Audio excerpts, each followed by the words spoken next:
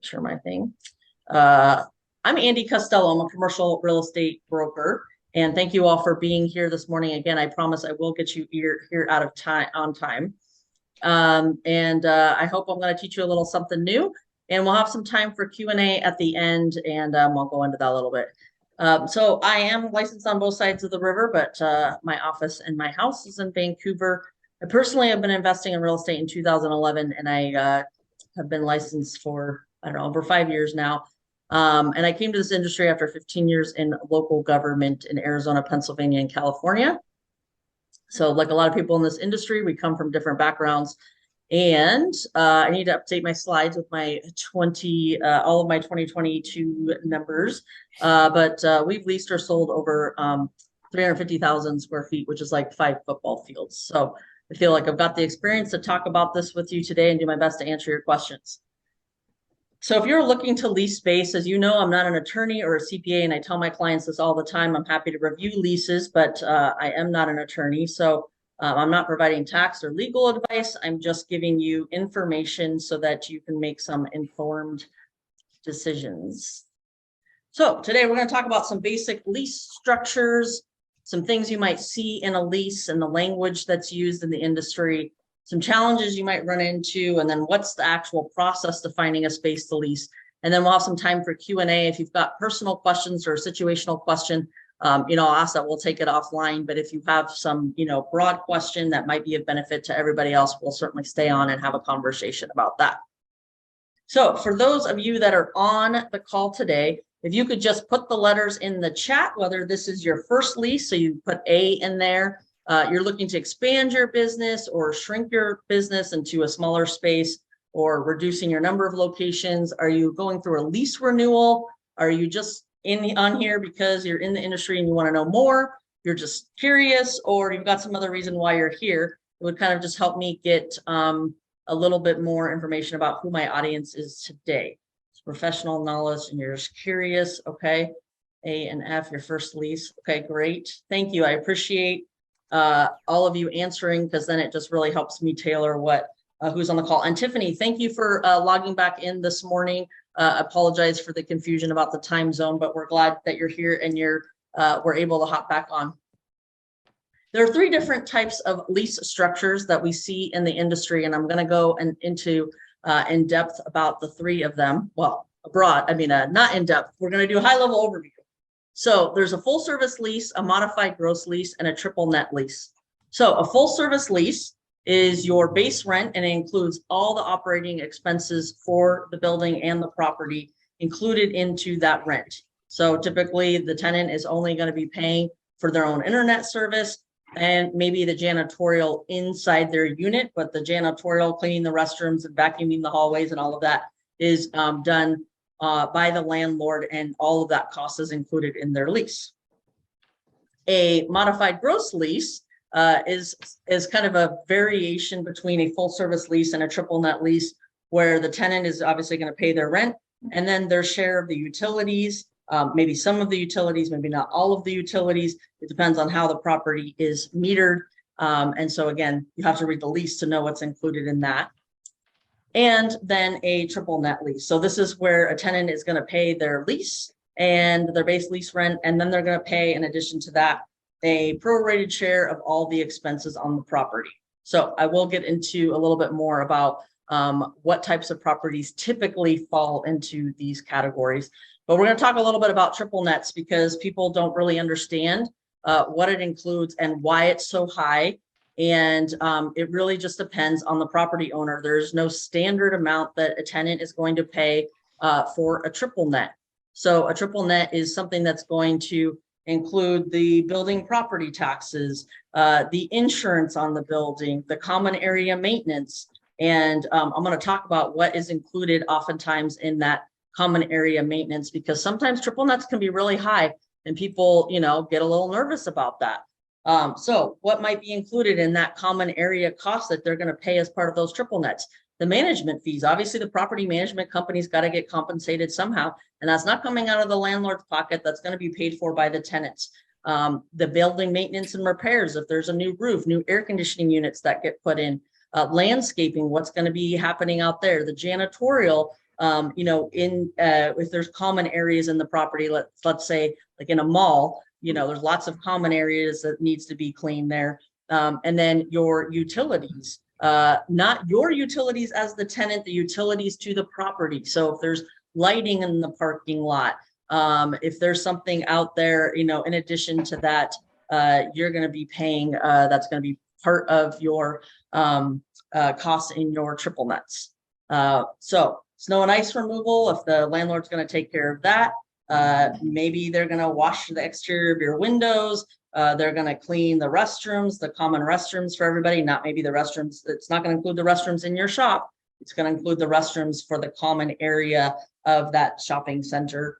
It'll include parking lot maintenance. And, if there's other amenities there that the tenant is going to be paid for and build back a prorated share based on the size of their space. So some other language that we use in commercial when we're talking about leases is TIs, which means tenant improvements. And this is what is referred to as like, how is the tenant going to, what are they going to do? How are they going to make the space useful for their business? And I have a lot of clients that tell me that they believe that landlords should pay for things because they are improving the landlord space. It doesn't matter what kind of business you are, really. You're not improving the landlord space. You're making it usable for you to operate your business, and what you need for your business is different than what somebody else needs. So what a gym is going to need to fix a space is going to be different than a restaurant. So whatever that use is, the space is going to have to be modified for the tenant. And so sometimes the tenant will contribute to some of those tenant improvement costs at a reimbursable. So the tenant has to have the money first at a reimbursable amount.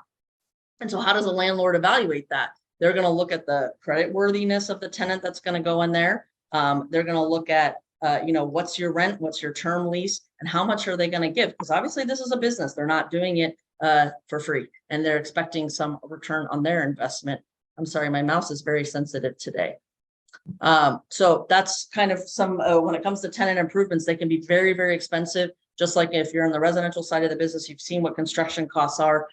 Anything, if you slap the word commercial on it, it gets more expensive. Just like if you're planning a party and then you tell them you're planning a wedding, you slap that W word on there and it's gone up. So just like that in commercial, you tell them it's commercial, it's going to be more expensive than if you were doing something else. So some other things that we talk about in the industry, audit rights. So this is something that you would see in a lease where the tenant has the ability to go and look at what all those triple net charges that I talked about, what are they paying for? So you want to make sure, if you have time, energy, inclination, that you have the ability to go in and look at that those expenses and determine, not that you're necessarily going to be able to dispute them or anything, but that you at least have the ability to understand what the landlord's spending the money on that you're paying them. When it comes to rent, you want to make sure that you understand the terms usable versus rentable square footage. They're not always the same. A 1,500 square feet space is not always 1,500 square feet of usable space. It could be that there are, if it's a full service lease, it could be a 1,500 square foot actual usable space. But you might be charged for 1,700 square feet of rentable because that's how they're getting some of their money back on the building expenses. So you want to make sure that you understand how that amount is calculated, and the commencement dates. You want to understand when you're negotiating the commencement date of when you're starting your lease is not always your move-in date, obviously, because if you have tenant improvements, and that's going to take 6-8 months, depending on your build out, your time frame, how organized you are, and your contractor, those dates are not always the same, because typically you can't move in if the space, doesn't have its occupancy permit, doesn't have it's set up for the tenant to operate their business. So what are some of the things that get some businesses in trouble? Brokers are not always knowledgeable about whether a use is permitted in that zoning. So, you might ask and they'll tell you yes, but it's really up to the user itself and their tenant broker to verify that they can actually operate the type of business that they want in that space. Some jurisdictions are much tougher about enforcing that. And so obviously that can have an impact on a business if you've signed a 5-year lease and then the governing jurisdiction finds out that you're operating there. and that use may or may not be allowed. So you want to make sure that you're actually allowed to operate that business, just like making sure that if you're a commercial business, you're not operating in a residential zone unless you're a home occupation use. So just making sure that that is very clear and you know what you're signing. And then not understanding what your business needs are. So you sign a 5-year lease, you think you only need 1,000 square feet, but the reality of it is you're growing really fast and you now need 5,000 square feet in 2 years. Well, you've got a five-year lease. So really making sure you have a good solid business plan and you know what you're getting yourself into. And then of course, time. We all sometimes struggle with time. How long time actually takes to get things done when you get through negotiations, your permits, your build out, your move in. I just was talking to a client this morning because she's frantic. She has to be out of her space by February 1st. And it's, should have been a simple lease, 900 square feet. And, I just got the lease last night at 7:30. So, you just have to make sure that you understand the timing and assume that things are going to take longer than you think they are. Commercial moves very slowly. I actually just emailed another broker this morning. 2 weeks, I haven't gotten an answer to my question. So you just got to understand that it's not because the broker that's representing you isn't working for you. It's just sometimes they're on vacation, you don't get a response. It's nothing like residential. There is rarely an immediate response to your inquiry or question, especially when you're working broker to broker, or either if you're just trying to lease the space on your own. It just is a very slow industry. So you just need to make sure you give yourself enough time that you're not in a rush.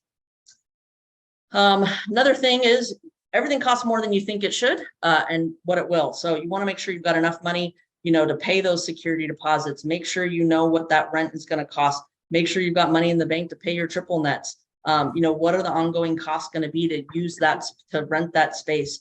And all of those things, tenant improvements. When I talk to people and they tell me they only have a couple $1,000s to open a business, I just tell them straight up, it's not enough money, unfortunately. You really have to have money in the bank to, if you're a new business, to get going, just because at a minimum, you're looking at first month's rent, a security deposit, and probably the last month's rent. So you're looking at least 3 months, plus whatever money you're going to need to get the space operational to the way you want it and the form and function of your business. So, you just need to make sure you have money in the bank for Murphy's Law.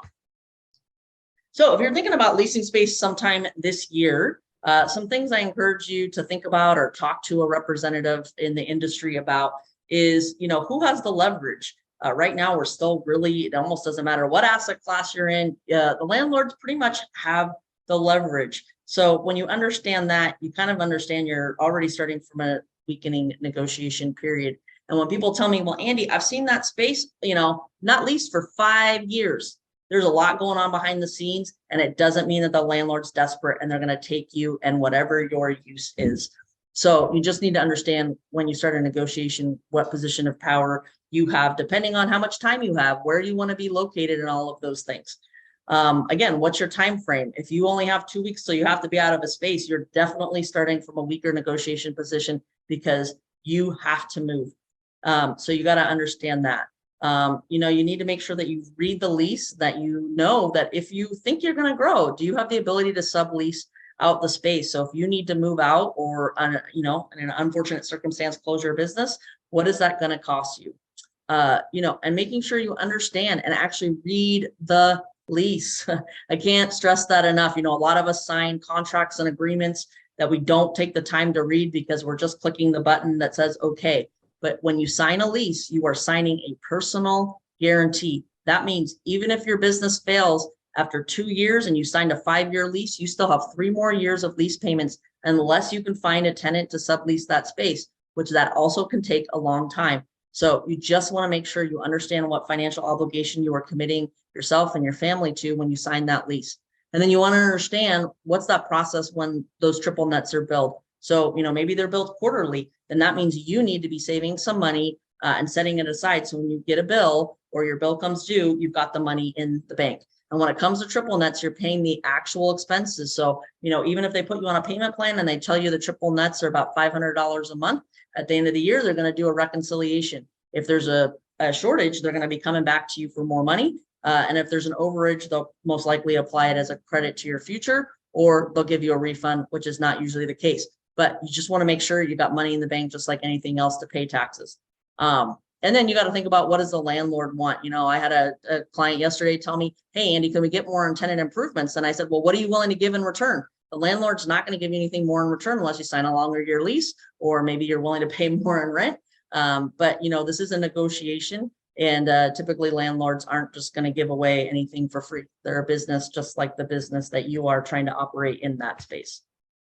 So in the chat, if you could please put what type of space you are looking to lease or expand into. Is it a retail space, a restaurant you're looking to open, office space, manufacturing or warehouse type space you're looking for?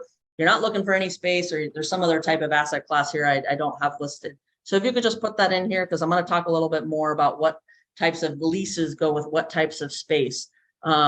So Tiffany, something else. Tom, you're looking for an office. Luke, okay, something else. Restaurant, okay, and something else. Okay, I'm gonna be curious to hear what the something else's are in here, but thank you guys for participating. I appreciate that. So a lot of times people are confused about how to calculate rent, because it's also its own language. So you're going to get something from a broker that's going to tell you something costs $20 slash triple net. And you're like, I don't understand how to calculate. That's a lot of money. So what that means is the base rent is listed in the cost that you are going to pay in dollars per square foot per year. So for example, the listed rate is $20 a square foot. You're looking at least 1,200 square feet. Your base rent that first year, because now there will always be increases, is going to be 24,000. You're going to divide that by 12. So your monthly base rent is going to be $2,000 a month. And then you got to look at what your triple nets cost. So the landlord tells you it's going to be $250 a square foot a year for your triple nets. Those are all those other expenses I talked about. And that's, you're going to multiply that by the size of the space. So you're looking at $3,000 a year for your triple nets estimated. So you're going to take that and divide it by 12. So you're looking at $250 a month for your triple nets. So basically you're looking at around $2,250 for your total monthly rent, even though they're broken out separately. I like to look at things as a whole number, not bits and pieces. So that's how you calculate that. Because otherwise, if you just take 20 times 1,200 square feet, you're going to tell me that's a lot of money. And I'm going to say, yes, it is. And so then divide it by 12 and it sounds a little bit more palatable. So your broker, you yourself are trying to negotiate with the landlord, and you just decide you're going to sign it. As I alluded to earlier, I really encourage you to review the lease. A good tenant broker will also review the lease for you and give you some feedback based on their experience. Again, you may want to have an attorney take a look at it. There are some things that you can negotiate in a lease. I signed a lease for a client in October, and the guy was like, hell no, I don't want to be responsible for the roof, because that's how the lease was written. And I'm glad we both read it. And we went back to the landlord and they're like, hey, we just put on a new 20-year roof last year. Fine, we'll be responsible for the roof because we know it's going to be under warranty. So you just don't know until you have those conversations. You read the lease, you try to negotiate if there's something in there that you don't like. Now, some stuff, there are some landlords that aren't going to agree to, but even if they don't agree to it, you at least want to know what you're signing up for. So it's really, I can never emphasize this enough. Every lease is different. Even every lease I see is different. Some use templated forms, some don't. Some have had attorneys write up their leases. So you've got to make sure you read your lease and know what you're putting your name on that dotted line for. Personal guarantees. I talked a little bit about this. What does that mean? That means you are on the hook when you sign that lease.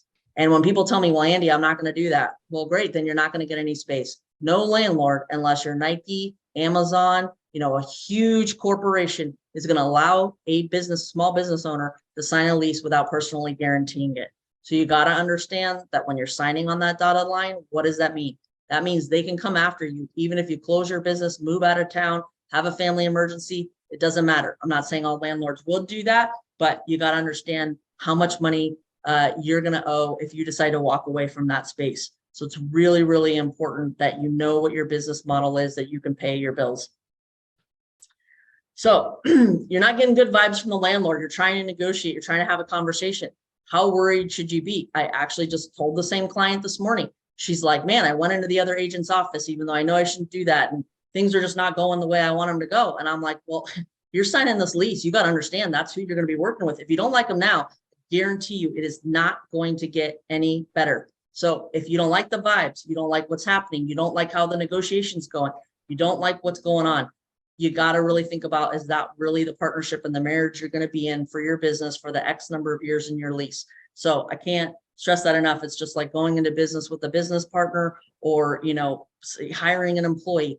If it just doesn't feel right, and sometimes it's kind of intangible, sometimes it's a direct relation of how you're being treated or what the landlord is saying to you, you really just need to take that into consideration. So as I mentioned, I'm going to talk a little bit about like, how do you know typically what leases are what? So typically a retail space is going to be a triple net lease.